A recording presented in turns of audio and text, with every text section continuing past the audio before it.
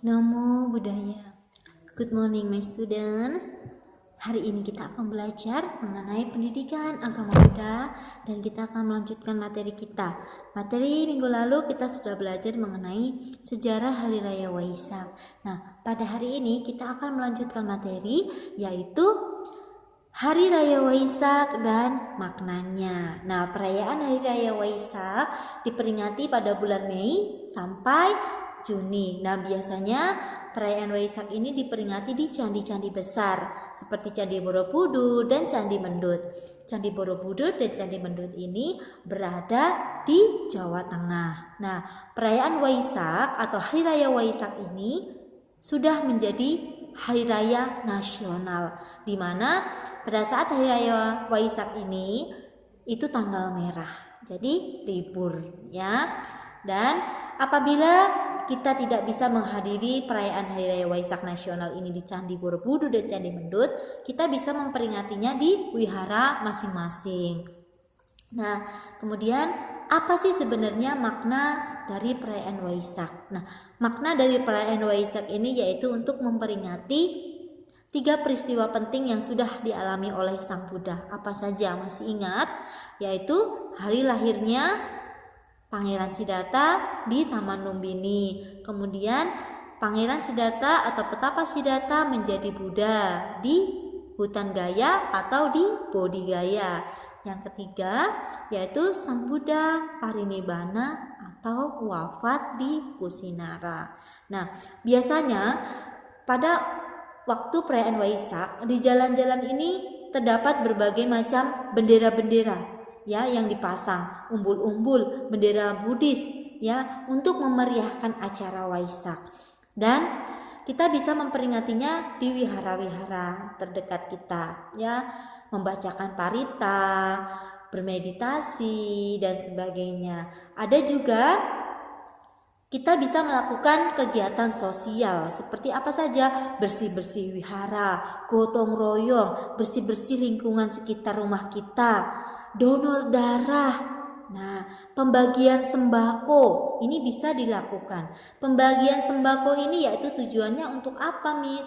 Tujuannya untuk membantu orang-orang yang membutuhkan, orang-orang yang membutuhkan bantuan kita. Ya, jadi kalau misalkan kita punya rezeki yang banyak, kita bisa berbagi kepada orang-orang yang membutuhkan. Dan biasanya sembako-sembako yang akan dibagikan ini berasal dari para donatur yang ingin berbagi kepada orang lain.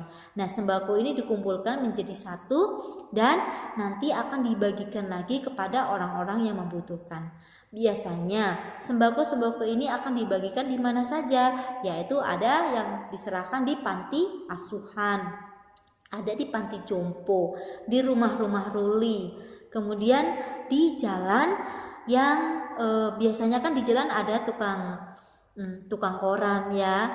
Nah, kita bisa berbagi kepada mereka. Tujuannya apa? Tujuannya supaya mereka berbahagia, supaya mereka merasa dipedulikan. Nah, jadi perayaan Waisak ini tidak hanya kita lakukan saja untuk pribadi, tetapi kita bisa memberikan sesuatu untuk orang lain.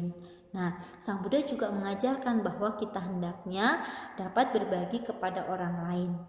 Ya, apa yang kita miliki saat ini kita bisa berbagi kebahagiaan untuk orang lain. Apapun yang kita berikan ke orang lain, kalau kita memberikannya dengan tulus ikhlas, itu akan memberikan pahala yang luar biasa. Ya, jadi peringatan Hari Raya Waisak ini mengingatkan kita kepada kejadian pada masa lalu, kejadian di mana hal ini terjadi kepada Sang Buddha, guru kita, guru para dewa dan manusia. Kita tahu bahwa Sang Buddha adalah makhluk yang sangat luar biasa yang mengajarkan dhamma, kebenaran kepada kita semua, sehingga kita pada saat ini masih dapat mengenal ajaran Sang Buddha. Ya, jadi inilah makna dari mengapa kita harus berbakti. Kenapa kita harus mengingat ajaran Sang Buddha? Karena kita tahu bahwa dengan praktek dhamma secara langsung kita akan merasakan kebahagiaan yang tak terhingga. Nah, Jadi perayaan Waisak ini bisa diperingati di candi-candi di seluruh Indonesia, dan biasanya candi yang digunakan untuk perayaan Waisak nasional yaitu di Candi Borobudur dan di Candi Mendut ya.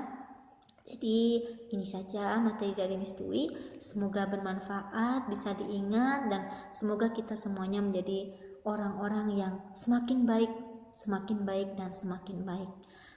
Baik, terima kasih. Sabi sata bawang tusuk tata, semoga semua makhluk hidup berbahagia. Sadu, sadu, sadu. Namo Buddhaya.